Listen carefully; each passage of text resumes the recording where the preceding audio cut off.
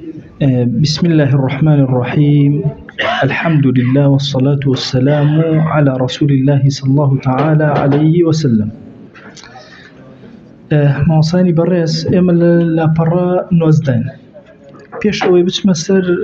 مەوزوعەکە دوو تێبینی لە خزمەتتانە باسەکەم. یەکەم ئێمە وتومانە لە زمانی عەرەبیە تەلاق و سەراح و چیتر بە فراق و اینجا مفادات و خلع و هەمەی بە قسەکەی وتمان هەر هەمووی سەریحە وانە لە تەلاقە وتمانە هەمووی سەریحە. ماوسا عەبدولکەریم مدەرس ئەفەرمێت لە زمانی کوردیە بەز وشەی تەلاق سەریحە کە تەرجەمەیەکی هیچ یەکێ لەوانەی تر نابێت هەمووی ئەبێتە کینایە. مەسەڵەن بڵێ بەرەڵام کردی لە زمانی کوردیان نەکاتە سەریح بەز وشەی تەلاقەکە خۆی ئەڵێ ئەوی تری هیچی سەرێنێ ئەو ملاحەزەتان ئەگەلێت کەوابوو شەکەمان بۆ ئاسان بووە لە زمانی کوردیە لە تەرجەمە ئەم خەڵکی ئێمە تەلاقە خوات تەنها وشەی تەلاق بە سەریح دانێن حچی تر بە سەریح دانانێن. ئەوە یەک واضح هەلاتەن. ئێمە مشتەقاتمان هەیە ئایا مشتەقات هەر هەمووی لە سەریحیە ئەسە بۆ نەماوتوە لێرە لە منهاجەکە نەفەرم تەلاق لە سەریحەکانە ئایا مشتەقاتی هەموو تەلاق سەریحە تەنها دوو سیغە سەریحە ئاگاتانێ سەیری ئێرەکە. یەکەمیان مجەڕەدەکە تەلاقە یەطلقو لە سەریحەکە حسابەکەین طالیق باشە یەینە سەر بابی تەفعیل طلق يطلق مطلق مطلقها طبعا مطلقة يقول مطلقة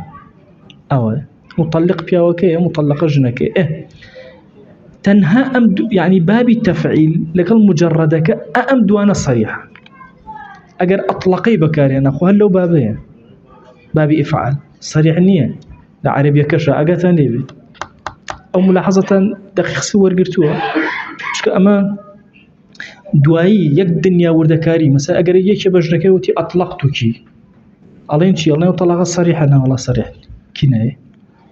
خۆ وشەی تەلاقەیە بەس ئەم دوو بابە لە تەلاقە بەکاریە بە سەریحی ئێستا لاتان معلومە تەفعیل ئەو ملاحەزەیە بە دقیقی وەرگرن چونکە هەرچی کەلیماتەکانی تر ئەهێنی نییە. ئەوە ئێستا تەواو ئەو دوو ملاحەزەی تەلاق تەنها لە کوردیە تەلاقەکە سەریحە شتەکانی تر سەریح نییە تەرجەمەکانی چونکە تەرجەمەی تەلاقمان تەنها بە تەلاق ئەکەینەوە لە برێ بڵێن تەلاقی ئەڵێن تەلاقە کەوتوی مەسەڵەن قەیناکە هەر بە سەریح حسابیەکەی ماوسا عەبدولکەریم ئەفەرمێ ئەوەی مغنیشمان پێشتر ئەمەی تحفەمان سیر کردووە کە ئەڵێ ئەوەش ممکنە ئەگەر سائر نەبێت لە لوغەکە و ئەوانە ممکنە بڵێن ئەویش هەر کینایەیە. بە هەر حاڵ أو اختلافك بين علماء الكردة بس مهم يقوش من برو صراحة الروا بلام لمشتقاته أبي إما أو بزانين للطلاق كألين طلاق صريحة شون صريحة شيب كين شون وردكارك ألين كاكت ده مشتقات طلاقة إما تنها شي ورقرين بابي مجردك ورقرين كان باب التفعيل أبي تري هيك مثلا بلا أطلقتك ناكات صراحة ديار أو السبب شين سر كتابك بزين الشيخ شي أفرمي ابن حجر أفرمي وللفظ الطلاق وما اشتق منه أمثلة بو لفظ طلاق وأوي اشتقاق أكري لطلاق كمالا نمونا من هي تأتي نظائرها في البقية نظائر أو اشتقاقنا كأما بس وشي طلاق كين لاشتكاين تريشاية لخلعاية لمفاداتها لصراحة دي لفراقة ديها مثلا بونمونا أم نمونيناتو كطلقتك أمي هناوتو أم طلقتك بلي صرحتك هرواي بلي فرقتك هرواي واضحة شونا يعني كابو أم قاعدة دام الرجال وتمان لمجردك ولا باب التفعيل أورق نقلي كبو شوي بو صراحة بو فراق يسأيت الفكرة معلومة كابو لبابي مشتقاتها إما خو هر وشي طلاق مانية مشتقاتي هي لرؤي اسم فاعله ولا رؤي اسم مفعوله باشا لفعله بلام تنها أبي بأدو شوية بروا بون دقتي إيربدا طالق من بكار هنا وكابر على أنتي طالق اسم فاعله لمجردك هيج كشمن واضحة على أنتي مطلقة قيناك هر مشكلة مانية شو مرجع إلا فعل به باسم فاعل باسم مفعول به بلام أجر بلي أنتي مطلق يا مطلق في ألين أو في ألين صريحة أنا والله صريح ديارك سكت شكل بهبي تفعيل لكن أبي حتى اسم فاعل واسم مفعول كأنش همي لم دبابة به أجنا قبولنا كنو بصراحة ديناني أشت بابي كنايته يكسر نيتي بيوست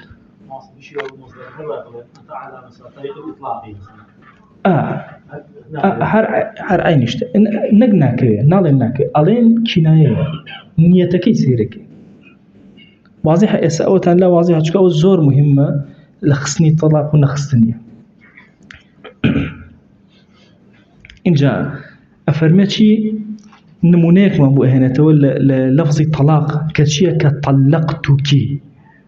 طلقتك أنتي طالق هدو نموني هنا وها مطلقة منها جكل السر وأجر سير كان كطلقتك وأنتي طالق ومطلقة ويا طالق ها أم لفظانا حمويا أو لفظانا شين لا أنتي طلاق أو اشتتر همويا أو أنا مشتقات كانش هموي لو دوبابية هموشي مطلقة اسم مفعول بابي شي بابي تفعيلك وللفظ الطلاق أو ابن حجر الأخوار لبرنوز ده وللفظ الطلاق وما اشتق منه أمثلة نموني زورة تأتي نظائرها في البقية ما بس شيء أم نموناني كليرا باسيان أكين لنظائر كانيا كالسراح وفراق أواني همان قاعدة دوباره أبت الاشتقاق كوتم طلقتك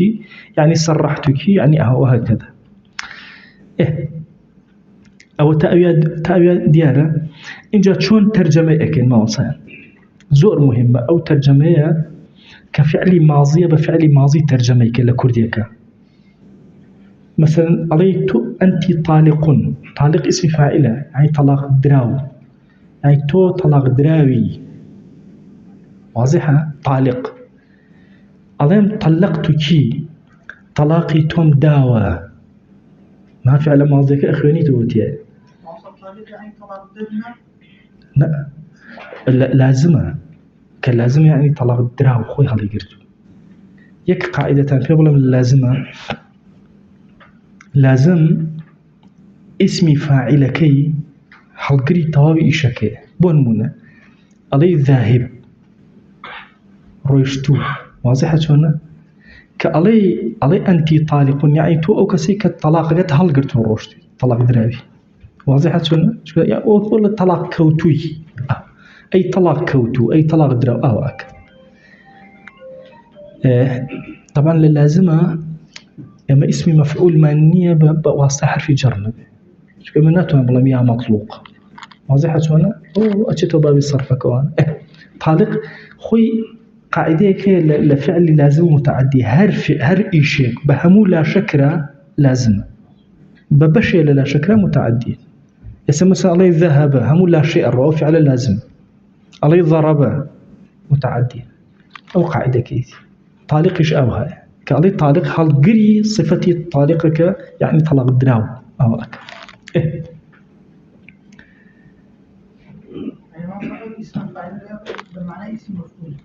معنى اسم مفعول نية طلاق دراو اسم مفعول نية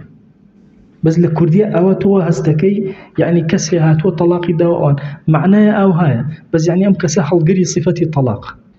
طبعا كهالقري صفتي طلاق يعني شيء يعني طلاق كوتو او اي طلاق كوتو أواك واضحة شونا ويطلق دراوة كراسك إلى اسم مفعول أكا لكرديا بس بلي طلاق كوتو أنتي آخر بيو كيف متعدية شتا مطلقها يكسرية إليه مطلق هي طلاق دراو طلاق خر هي بس لأنية كوت إبا إمرأة كيالي ويلا طالقة بيزناك بلي طالقة ألي أنت طالق هنا لا أنت طالقة واضحة شو هاتش كهروية وبيو طلاق نادر بيو طلاق أدري ولا مسلم والله لا آخر الزمان أيش طلاق لا بيستيني أزايش ها صفتك بأن في شيء طالق يجمعناه طليقي شنو يسيو ولا أنت طلق يا طالق اسم مشابك ولا اسم فاعلك يخشتك يعني وكوا ولا أنت ذاهب ذاهبة بس أو كاتا الله يشكر ذاهب وهردي كان بكاري اللي وهردي كان بكارنا شكل لير اللي فقها مظني طلاق شوية جنة نكبيو جن طلاقي أكوي واضحة شو أنا حتى أبوي ولا ما مزال يخوان اختلاف يعني أجا كسيوتي طلاقم كوتبه بياو كواي يطلاقي بياو شو نكوي بوي مثلا لبيني نوتشي لقى قزلجية اختلافية أي طلاقم كناية صريحة وتانا والله كناية بو فرمو يعني كناية تانا شو كان نتشوت موقعي خوي شو موقعي تر بنيت أقوى وبرام برك أوش تفصيلاتي دواي ابن حجر خوي باسيك بابتشينا سر موضوع اتر أو موضوع من طول بس ورياي ترجمة كيبن طلقتك يعني شي توم طلاق داوا إنجا أجر هاتو كسيوتي وطلقتو أو طلقتو خلنا وكوانو إنجا معنا أداقنا معنا نادا وشي طلقتو جاري وهي بياو بكاريين جاري وهي جن بكاريين منه طلقتو منه لبياو كوا بعد أن قيل له أجر بي وترا طلقها وتن طلاقي جنكبه وتي طلقتو بس أوانا أو هر أكاتت شيء أكاتت صريح شكاها بران بركب وما روشن أكاتوا ومنها أجل لجنكوا بعد طلقي نفسك بيان وتطلقي نفسك وتطلقتو هر عين اشتكى صريحك يسلة واضحة أو منها لتنتقلنا به أو منها أواني طلقت منه طلاق أواني طلقت أموشيا منه أجل بياوك ودرجو لدواء بيان وطلقها وتيان طلاقي با أوجوتي طلقت هر أوانا اللي رتشي نوتوا مفعولي نوتوا تويتي طلقت كي مثلا مفعولة كنية وتويتي طلاقم نك طلاقي أو مداوة طلاقم خواردوه بوابلين علي طلقها طلاقي ولا طلاقم خواردوه باشا لا علي طلاقم خواردوه بس لبرانبرا أو بيوتو طلقها واضحة شونا يان برجنكي وتوتي طلقي نفسك برو خو طلاقي خوبة وتوتي طلقتو باشا ألم يا برجنك أبيت شي طلقتو كأنما الطلاق دراوم باشا طلاقم دا شو كلمة تفويض من هي لبابتي طلاق وانية تفويض شيء طلاق دسي جنك بيش أوي طلاق بخوا بيوكا تواني بشمان بيت المزابي كما دور رأيه حركاتي بيوكا تفويض أمية بيوكا بجنك علي وطلاق مداية دس خوت طلقي نفسك أبيج لبرانبرا علي شي علي طلقتو أما آية وكالة بياوكا بويكروتو تمليكا قال أموتو ما نجن قد نابد تمليكي طلاقا هدو رأيك لما زي بيخو ماناهي هندي فرمانا تمليكا بياوكا بوينيا برشيمان بيتو طلاقياتو رأيك يترمى على ناولا بيشو يجنك قصب كاقا برشيمان بو ناخو بو چونك وكالة تواني هالي وشين تو بس تمليك ناتواني ديارة أولا تفيوز أبابيكي تفصيل يينا سري تفيوز يعني الجواب يكسر كمترا واضحة إسا مشكلة مانية حج مشكلة مانية بيني شيء هذا بيت صريح كيش مانية واضحة إسا شون أوا ديارة أزاي شون اللي رخوي أجر وشي طلقتو بتنها بكار بين كسي كناية مثلا بياوتي طلقتو دي طلاق مداوة لو تدروكا السبب كي الله والله نموت دروم كرتوا لكوليك يا الله نيتم طلاق نبوك خباسي جنكي نكردو واضحة شو هل أبيت كناية بس لبرانبرا بيانو تو مرجع طلقها هل أنت طالق لو تبرسيار بي لو كل حاشية كان هاتو ولا الشيروانية باسيكا الله هل أنت طالق تو طلاق داوة مثلا طلاق دراوي طلاق داوة شيء أمان الله طلقت يا هل أنت مطلق تو طلاق خواردوه ولا طلقتو يكسر كاتا صريح لبربرا بركة كاتا صريح أجنا موقعي طلاقك كجنكي باسي نهاتو لو كلمة باسی بس كلمة طلقتو أكنس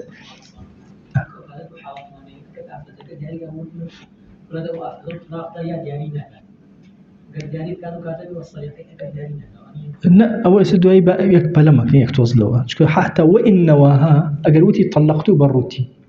وإن نواها هرناك تصريح أجر طلقتو الروتي ود أسمع قاعدة كوتوتي شيء أجر أوي منها سير كان لسروا بسور نسيتي طلقتو كي أو كذا طلاق صريح أي أجر وتي طلقتو على كاكا وطلقتو هر صريحة منه لبياوكا وبوتري لكاتيكا كبيانو توتشي طلقها إيه ومنها أجنكش أجر وتي طلقتو هر أكات الصريح لكاتيكا كبيانو تبي طلقي نفسك واضح أو ديرش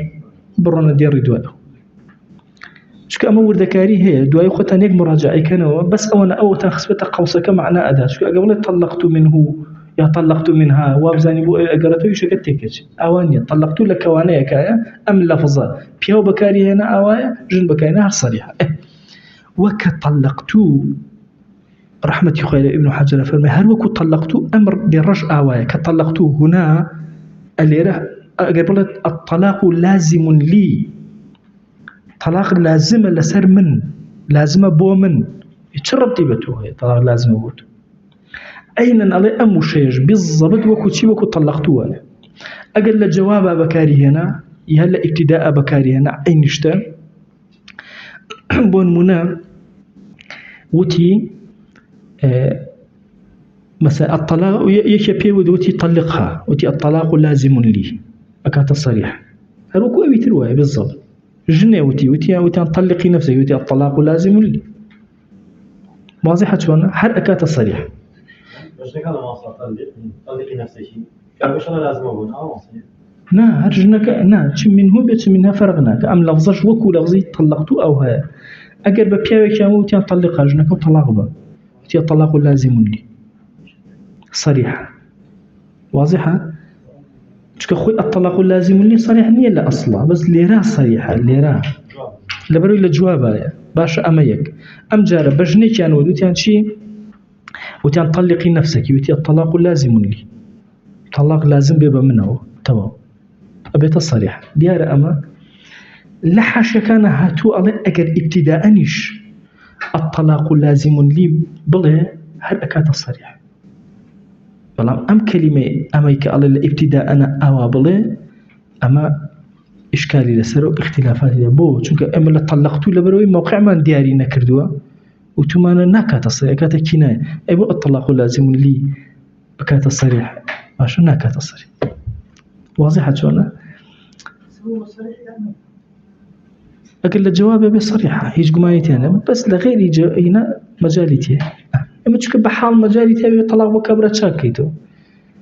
خوي أزان وقتي خوي طلاق وكو أمشي وازي أمني كاك إسي أما الطلاق بكورتيكي ربطي بحموشتيكي وبجنكونا أما قرفتك مالي يعني كابل الطلاق ده طلاق أخوة دو ثانية بشيمان هي ما وصا يقرن كل وسر خو ما كل ده ما يخو ما ني فائدة واضحة شان هجاء ما يخو ما هدو معناه هي لا يدي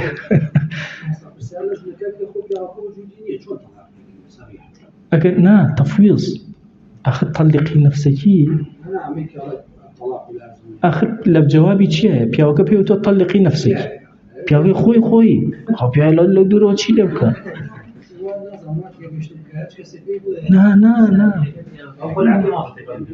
نه بو پیاوکه وایه بس بو جنکه وانیه جنکه چکه ده صلاتي طلاقی نیه پیاوکه حر لطلاقه بس او نه جوانا باش كلمة كتير وشيء طالق بتنها بيشتيش باس ما كده طالق بتنها حيث نية حتى عندي بكناش حسابنا كل مذهب يقوم أنا وطالق بروتي هو كوا جوانيك بياب طلاق كوتو نيوتو أنتي طالق باشا تو طلاق كوتوي مثلا طلاق كوتو بونمونا عليه وطالق بعد إن فعلت كذا فزوجتك طالق أجر كسب يود أجر أو إشوكر فزوجتك طالق جنكيتو طلاق دراو به وكو برسيار طلاق دراو به إن فعلت كذا مثلا الله كاك جگەرە ناخۆم ئەگەر جگەرەوە خوار ژنەکە تەلاق دراوە بێ بۆ نمونە ئەیژوتی تاالقون تەلاق دراوە بێ ئەویان ئەبێتە صریح لا تنواضح چۆنە ئەو کاتە ئەگەر فعلەکەی کرد ئێستا تەلاقی ئەکەوێ صریح ئێستا لا تنواضحەکەوە بوو ئێستا طالقون بان نسبەتیش لە بینیان نەبێ ڕەبتی بە ژنەکەوە نەبێ هەر ئەوهایە ويأتي قريبا ما يعلم منه الفرق بين هذا وأنت واحدة أفرمي لم نزيكانا أو باسي اشتكي ترأكين باسي الأخوار ونسيوتي ها ودعني أجر جنك وتي ببياوك وتي ودعني خو حافظين ليبك وتي أنت واحدة ألين لوي ألين كناية متي ديتو تنهاي تويك وتيتي ودعني كلمة ودعي لقى طلاقة جواز أو باسي طلاقة صريحة ودعني أرخو بقوي كناية لوي أنا فرقي هي لقى الأما راس أويش جواب بوشتيك معناك أو أجياني ودوتي أنت واحدة فلام قسكي أم هركناية قسكي بيوك هركناية ديارة شونا لو أول لقى الأما فرقي الله دواتر باسيكين لو شيء ودعوا أنا ينسري أوش طاقة دير تأوية واضحة بران شكما هو دكاري توزي أم بشبة تأويتي هي أركما كمل قال يارو أما كالزردي كردو الزهور مهمة التي بخلاف طالق فقط يا طلقت فقط بدون مفعول باشا طالقي ود نيوت أنت طالق خبر نبو نداء جنبو نيوت يا طالق أوانا هر طالق فقط طلقت فقط ابتداء بكاري هنا لجواب خلقا نبو فإنه لا يقع به شيء حتى كنايجني حجني لا يقع به شيء وإن نواها أعود سكالي زور مهمة أما زور كانت خلقية الله بقرآن حرب حج لم يشمع نبوك وطلاقهم خورد واضحة أما زور مهمة للفظي كردية تو سيكن بو أما والي أكين بو لفظك هيج إسناد لبينياني وتأتي طالق ما بس بي صفته ما بس بي خبره ما بس بي نداء ما بي شيء حد شيء نوتو لروي لفظيه أم طالق ربطي بمجنوني وبالد اللي شام بس يجنك بها أو توزع قبولناك شكل لروي لفظيه وحتى مشاركة نبي لروي نيتي شو باسي مشاركة ناك أو زور مهمة أو شكل ديان مسألة يبا وحلب إسأل لا تنواضحة شونا وثمان طالق أقرب معناي طلاق كوتو بدي بي الله طلاق كوتو بجنك باش وتويتي تو طلاق كوتوي لا لروي لفظة وهيج ربطي أو كلمة بجنكوني باروشي تكرد به بان لنتي شهر أو جنبه باش حتى الله نحجني طلاقي كناك لا صراحة ولا كناك جاتو فلم أما طالق بس طالق كديارة إن جا طلقت نيوتو طلقت كي كافك النية وجه جوابي شانية لابتداء هل خو ولا طلقت طلاقم دا نال طلاق جنك على وكبر طلاقم خواردو بالضبط الطلاق خواردو شيء ده هربا خوارد إيش مشكلة دي خوارد بده مشكلتي يا زول إس أوتن لا واضحة أوتونا جاء فرمتشي الله بخلاف طالق فقط طلقت فقط ابتداء نك جواب بها جوابني أوان ابتداء وتويتي فإنه لا يقع به شيء وإن نواها بانيتي شهبه كما نقلاه عن قطع القفال هرشون هردو زاناي قورا إمام الرافعي والنووي نقل عن كذولك ولا قصة قطعية كان قفال وطبعا ما دو قفال من هي أمريكا دائما لفقها باسي أكين قفال ميروزية كبيوتي القفال الصغير قفال كبير شمان هي شاشي أو زورت لحديث لفقه الشافعي شهر هي النبي دنك دنك والله زورت لحديث تفسير وأنا كقفال بكر هاد وبس ما في قفال شاشية كبيرة اللي لفقها زورت بتكتب المتأخرين أو في قفال صغيرة قفال كبير لسياسة كان هجرية وفاتي قفال صغير لتشور كان هجرية وفاتي كردو وأقراه هر أمنية نقل يعني كردبه إقراري قسكي أيشان كردوها إمام الرافعي لسر أو قصر روشتوها إمام النووي لسر أو الروشتوها باشا بو برسيارك بو لأنه لم تسبق قرينة لفظية تربط الطلاق بها حج قرينيك لفظي نيك أو طلاق ربطي بوجنوها حج ما دام لروي لفظية والنية اعتبار بمعنى كجناك اعتبار بالنية كجناك واضح لا تن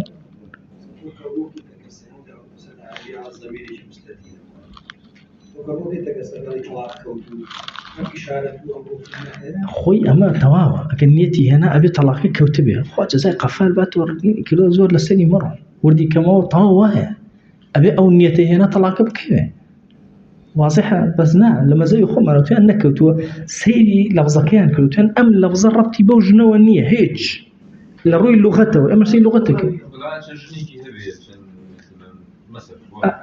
ممكنة بلامنا أما يكشي ترمان هي أما بيشتروا تومان أجر طلاق بدل يا هات طلاق كيف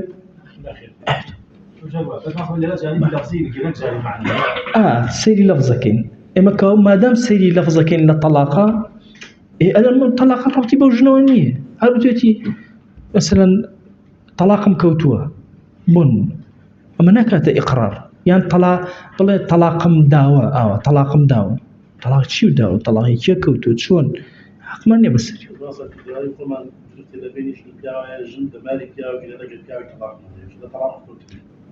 أو رك أو جوابه أولا ابتداء درجة أو يكسر أولا جوابه ها يكشتان أرسي أقرب له طلاقة كوتبه طلاقو كوتبه أو جنكي وتو مفعول به هاتو أو صريحة بس أقر نيوتو ها أوتي طلاق كوتبه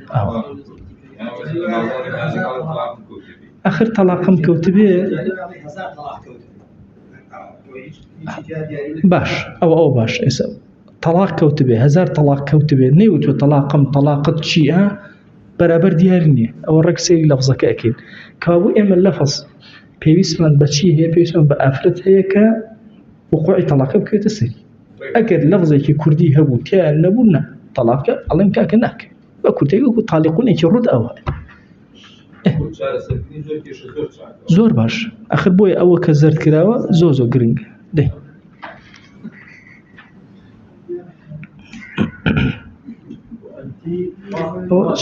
چند دقيقة درس الله شو أول توصيكي بيأتي تام مطلقا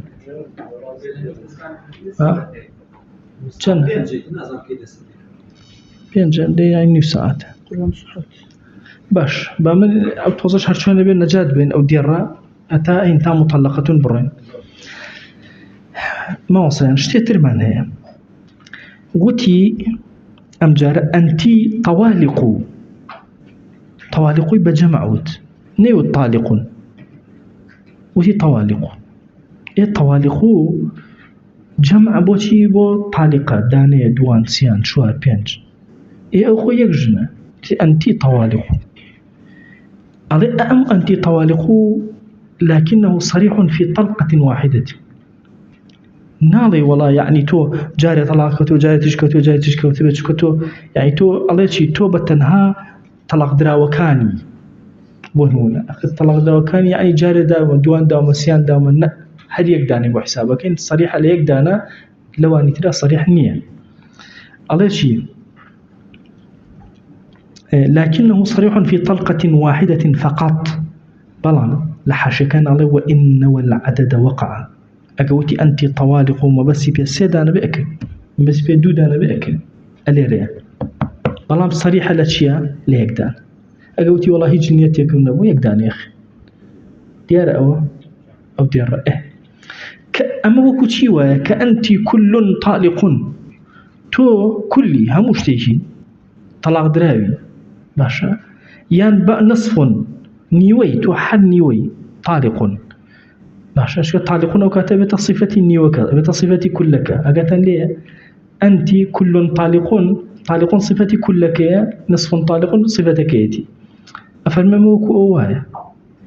وأنت طالق وكو أوايا وتبتي أنت طالق باشا همو ينبهين حسابك بصريح حسابك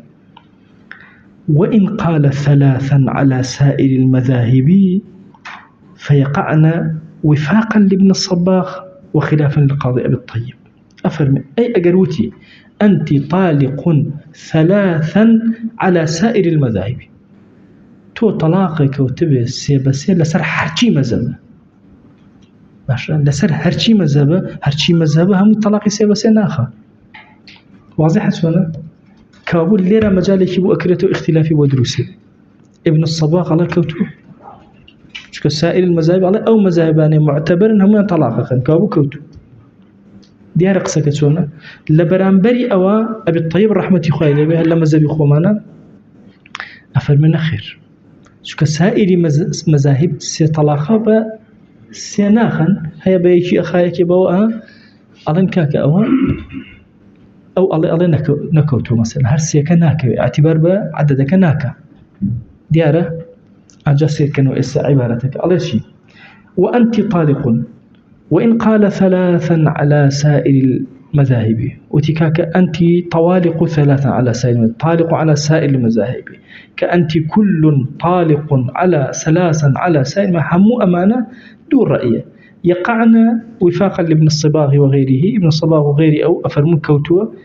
قاضي أبي الطيب أفرمون كوتوه. ابن الصباغ لا تشارصه وحفته حوتي يجري وفاتي كله. أبي الطيب لا تشارصه بنجا تأبي ديار مانسان كابو استئما أجر وتي هذا يقول من الله بحرشي مذهب طلاق كوتبه أزاني أجر وتي مثلا سيبسي طلاق كوتبه بحرشي مذهبه أو طلاق ناخن ماشا يقداني أخين يقداني بوخين فلام قصي ثلاثا على سائر المذاهب والراجل أو هم قصي بياوكي ثلاثا أو تويتي ثلاثا على سائر المذاهب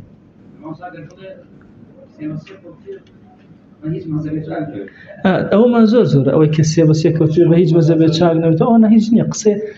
بيشتروا توما هر قيد لا توصلك هر قصيك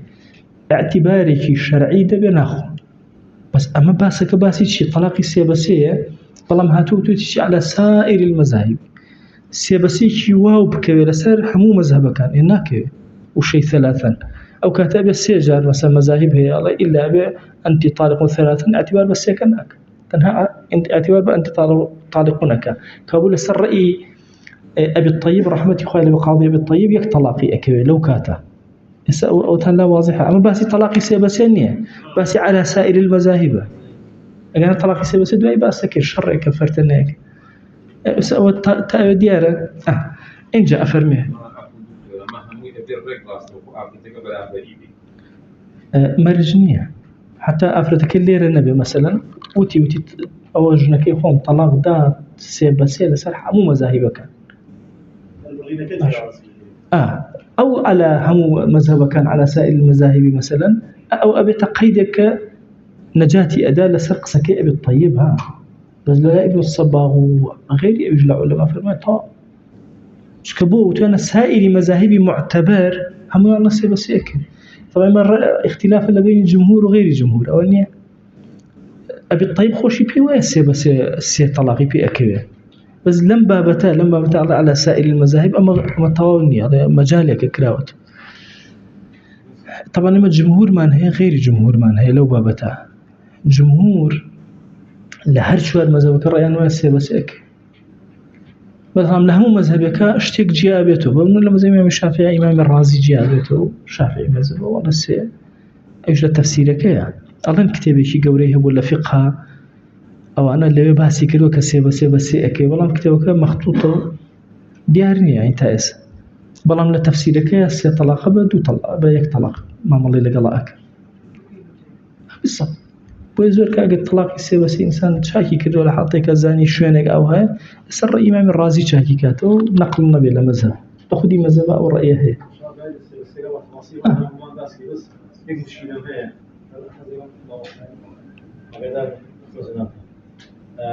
أقصاني كوتير بابن تيمية وبزون ديو إمام الرازي طبعا بس لا أقري في دراسة ناكا حتى شيء يصير برزون وتريت بابن تيمية بناي طلاق السيبسي شنو حق لي كده طبعا طلاق السياسة سجد اللي بقولك أجيني ما ينفعش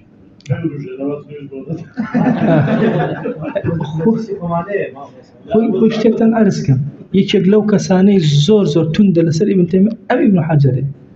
حتى ئەوەی محمود الآلوسي کتێبێکی نووسیوە أبو الفضل الآلوسي جلاء العينين في محاكمة الأحمدين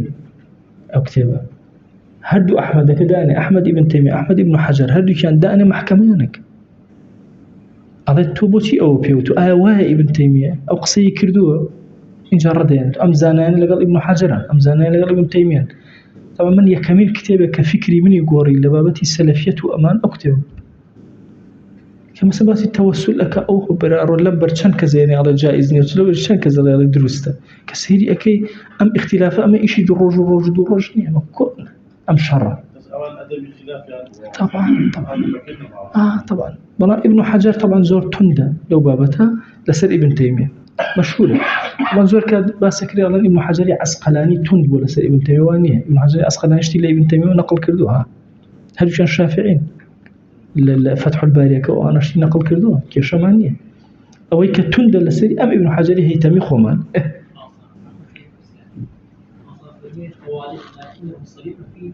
طلقة الواحدة فقط ما صار مسألة إطلاق يتم بصريح أخيرا لا وتوتي إيه طوالق وتوتي تو طلاق دراوكاني أبيت أو جاري طلاق دا دوسي إن جابوا طلاق دراوكان أو يوتو نا هل يقدانك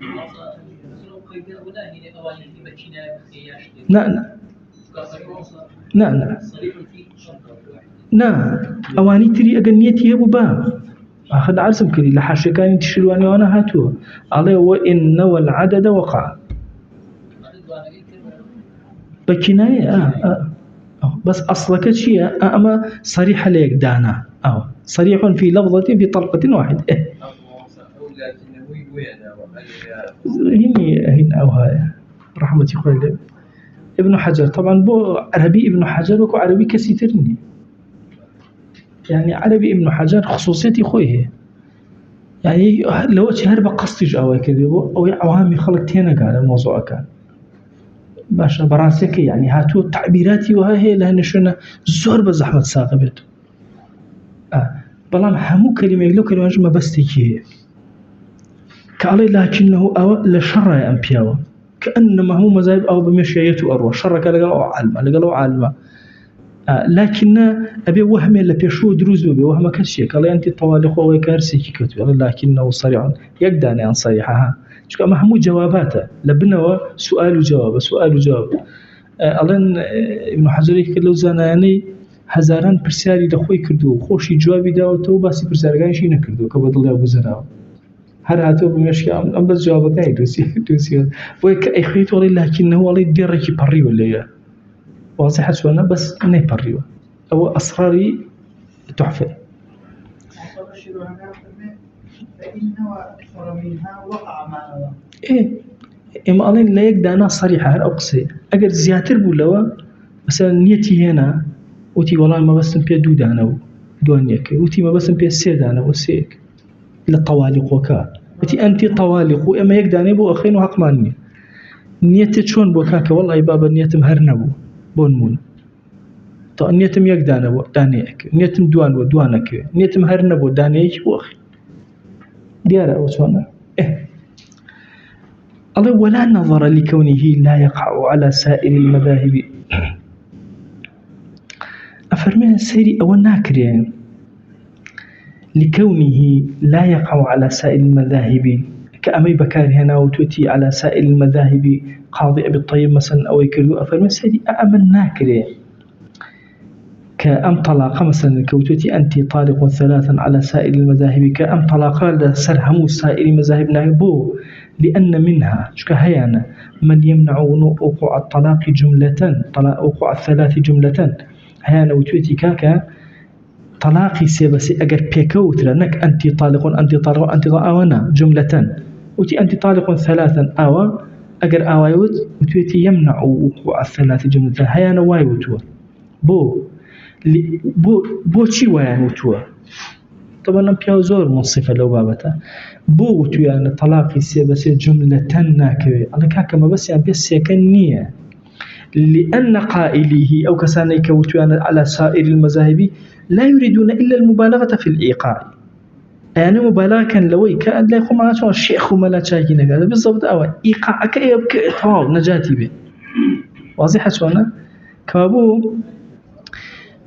سيري أو ناكري بلي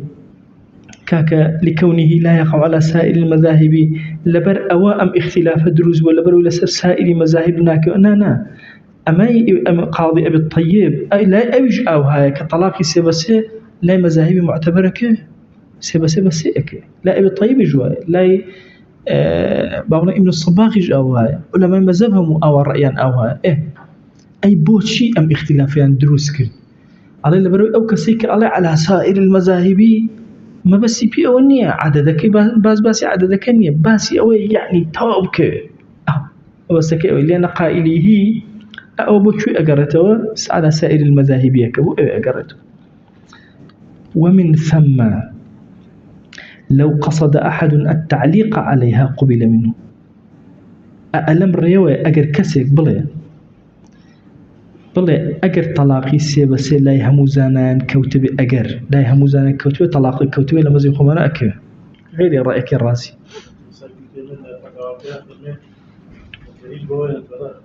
سبحان الله وبحمده عدد خلقه أو تباش عدد خلقه شركة وأريد سبحان الله شكوين الطلاق يشغل من الأواسي إما يخشتان أرسي ما بقين الطلاقي باسي طلاقي سيبسي إما باسك الطلاق نية مشكلة كمان زول لما قورتنا عدد اعتباري في أكري اعتباري في الناكري أو من داني اسم الله مليون صلى الله عليه في غمر صلى الله عليه وسلم أما يك مليون بؤن وسري يا ونانس اختلافك اللي يدس فيك طبعا سير رأي هموي هي الله هموي بؤن وسري الله هي يك بؤن وسري حشاء الله أوي لقرآن والسنة واردة بؤن وسري ووارد نبونا نسري سير رأي لو زيادة تجاوزنا كلا لا هم أمة بوسو كان سبحان الله عد خلقي ورضى نفسي وزين الله لحديث هاتوا أو بركتي إنك أقلناش بون منا مثلا وتيتي سبحان الله وبحمده عد خلقي ورضى نفسي أقل توب الله مثلا أشهد أن لا إله إلا الله وأشهد أن محمدا رسول الله عد خلقي ورضى نفسي الله بونا نسر أو خصوصيتي أو كان ذكريك لفرمودك هاتوا أو رأيك رئيسي هما رأيك شان الله ولا بوت نسري لسر أو رأيك بوت نسري عدد شان بكان بعدد أنفاس الخلائق بوت نسري لسر أو رأيه والرأيش خراب نية ذكر كان زورك لقيامته خوتو محاسبة ناكري والله العلماء وأيوتو خو أبو تنسي شوار الشق كما كانت وحرباش أو قصي أخير بس أو قصي أخير توزك ورنكرنا يبدأ يتطوع أجر كسيك وتكاك أجر بجنكيوت أجر همو مذاهب متفق بن لسر أوي طلاقي سيبسيب كوي ديتو طلاقي سيبسيب كوي رقك قبل منه طبعا بو سائر مذاهب معتبر عليه أكوي كابو كوي اعتبار بو اختلاف ناكري كوابو عليه بويا عليه أم بابتك على سائر المذاهب بابتك وني اختلافي بين مذاهب قبول كردبه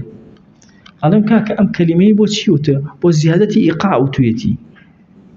واضحة كبو زيادة إيقاع وتويتي ثلاثا على سائر المذاهب نك ثلاثا بروتيها ثلاثا على سائر المذاهب أو بو زيادة كبو ثلاثا بو زيادة وتو زيادة إيقاع بوي أبي الطيب رحمة الله بقاضي أفرمشي طلاق كان يقداني أو اللي أكي سيانك ناكي نا اعتباري بسيانك نكرد به اعتباري بإيقاعك مبالغة لإيقاعا نكردوه أقرنا أو تا اتفاقي لسرا كلموا دوا باسي أكين أقر كسيبوتي با مسا أقر همو سائري مذاهبوتي عن طلاقي سيبسي أكيو طلاقي كوتبي أقر بالتعليقوتي طلاقيك سيشيك واضحة أقصي أخير واضحة ومن ثمك إذا بس وصلى الله على سيدنا محمد وعلى آله وسلم تسليما كثيرا وعليكم إن شاء الله جزاكم الله خير